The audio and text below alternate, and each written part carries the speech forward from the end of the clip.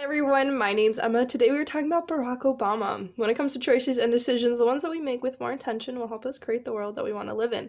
So we talk about here on this channel, how can we take our power back every single day through the choices that we make? Barack Obama served as the 44th President of the United States. He was born in Honolulu, Hawaii in 1961 on August 4th.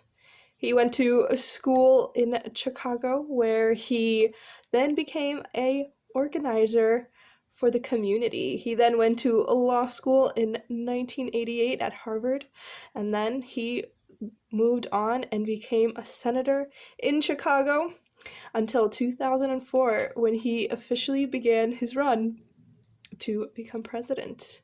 And in 2008 he was elected to be president of the United States of America. He stayed in office for 2 terms, and then in 2016 he had finished his second term and he peacefully handed the democracy over to the next president. Many people have heard about Barack Obama and his story and the inspiration that him and Michelle Obama have created in the nation and the power of overcoming that they have represented. And that Barack Obama became the first African American in office in the United States of America. After 43 presidents of being white men, there was finally a black man in office. And the country was in a lot of turmoil in the last 20 years due to wars and the exchange of power. The presidents that were in power from George W. Bush to then Obama to Trump, and now it is Biden. So there's a lot to learn. We're not going to go into the deep politics of everything that went on and what happened, but I do want to talk about why this was such a significant moment in American history. So, many of us are very well aware of the history of America, where slavery existed for 400 years, and then the Emancipation Proclamation was created, and then the country went through segregation and many discriminatory laws, and we have a lot of work left to do, but Obama was the cornerstone of hope. That was a big part of his campaign, was hope. I'll put a picture here of Obama with the word hope underneath it, and that was a big part of everything that he did. He wanted to serve as a hope for the people. He was really the people's president, and Michelle Obama really took her role seriously in creating different organizations, different movements of making sure no child is left behind, which is an important topic that we have talked about and will continue to talk about for a very long time, that a great deal of what people are facing today is because of what history has created for them in their own lives, and it is something that we need to acknowledge. We need to acknowledge our history, why it matters, in order to be able to guide the nation into a different direction. So that is what Obama stood for. He stood for this act of change, of resiliency, of overcoming. When he stepped into office, he had to face a great deal of discrimination.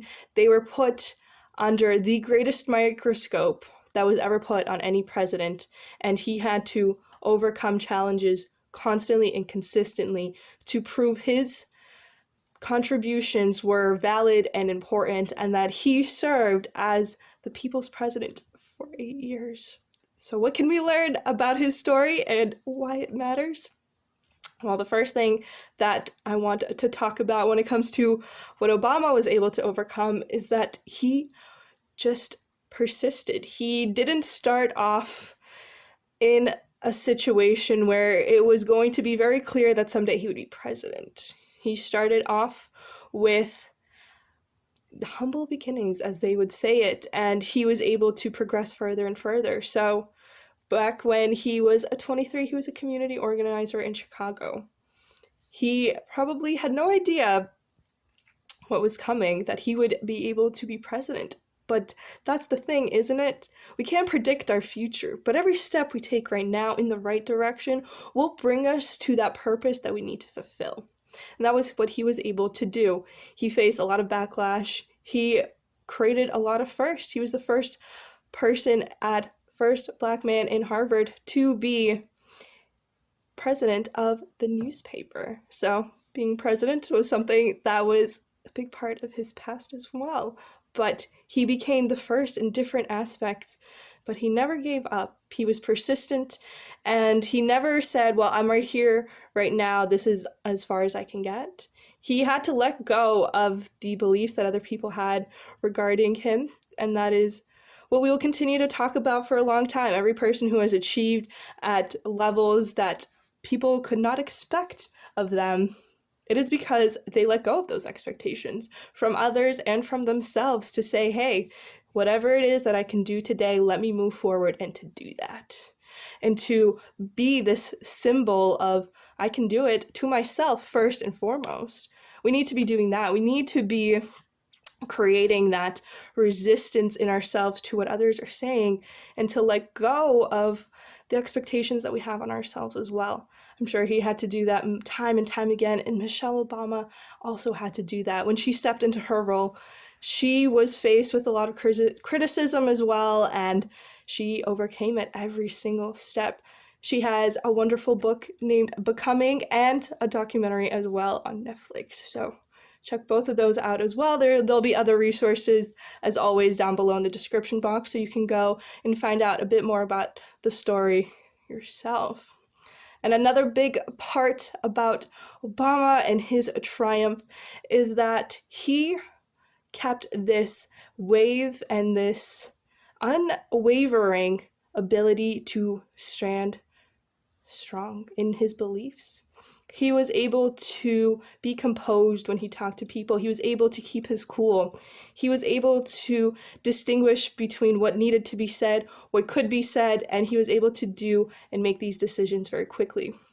He talked about designated survivor and how so many people felt that he, in designated survivor, wasn't allowed or shouldn't be in that position. Many people felt that way about President Obama, but he never let that stop him. He knew that stepping into this role would be a huge responsibility, that he would be the commander-in-chief, that he would be the leader of the free world. And he took his responsibility very seriously. He understood the consequences of his decisions, and that is something that we need to take with us as well. The consequences of our decisions. Consequences, again, is just a word that means something will happen after something happens. Consequences can be good or bad. It is up to us. And we need to be weighing these decisions and these consequences as we make decisions, but we need to do it quickly. We need to be able to analyze situations, to analyze, okay, this is better or this is better, and to just make a decision. That is a big difference between the most successful people and the ones that aren't, is the ability to make decisions and the ability to weigh the consequences of those decisions and to do both of those very quickly. And of course, this isn't something that happens easily, but it can happen a lot faster if we let go of these expectations, these limiting beliefs that other people have forced on us and the ones that we have accepted into our own lives and have created them into a part of our belief system. That was a big thing that he had to do. He had to just say, you know what, whether people think I should be or not, I am, and that is it. I am moving forward. I am moving with grace. I am moving with the understanding that he was the people's president, but he was also this huge icon for so many people across the entire nation and the world who for so long felt that they were not seen, that they were not heard. And right then and there was a person in office that looked like people who for so long didn't have those positions, who for so long were told them, you can never get there. And he was able to inspire so many more people to feel like, hey, I can do it, somebody else did it. And again, he was that first, and being that first is a big responsibility.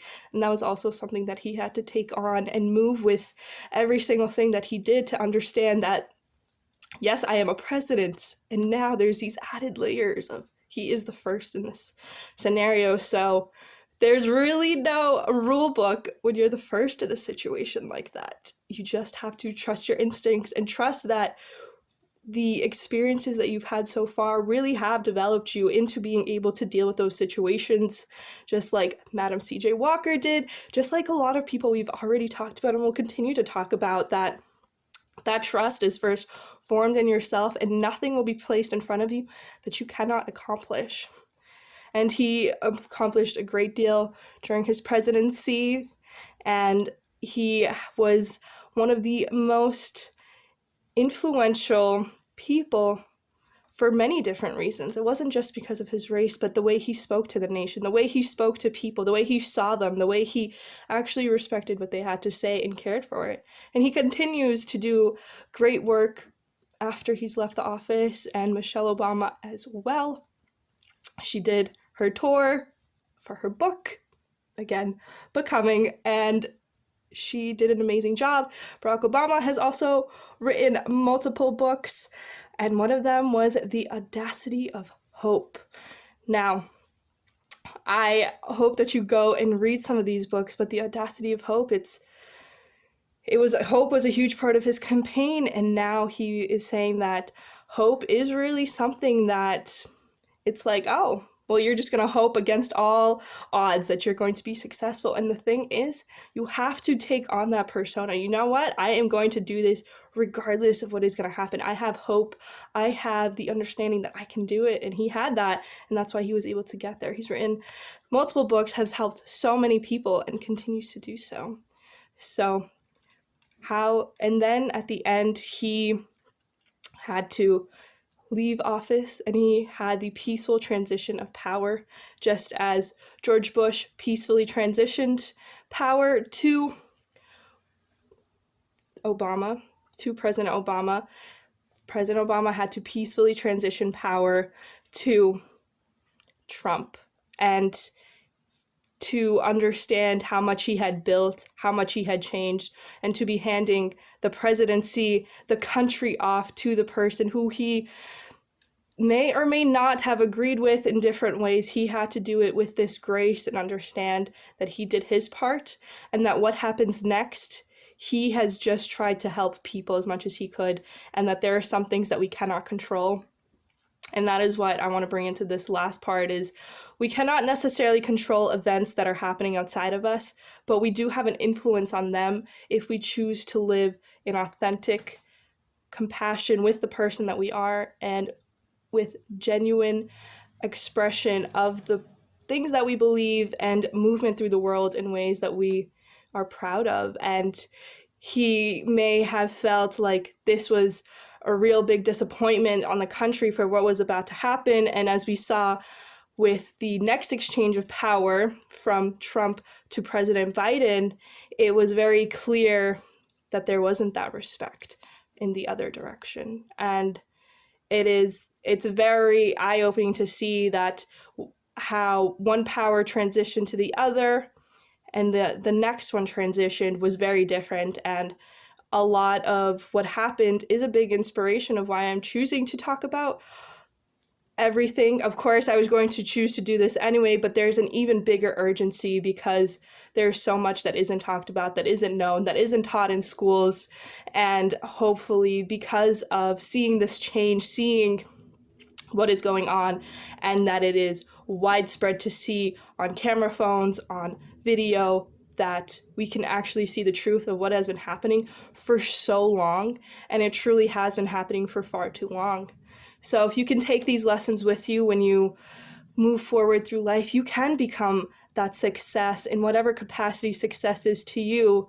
We can do it, and we should continue to be creating an accessible world where every single person has the ability to get resources that will help them become the greatest version of themselves. Obama was a wonderful symbol of hope, and he continues to be.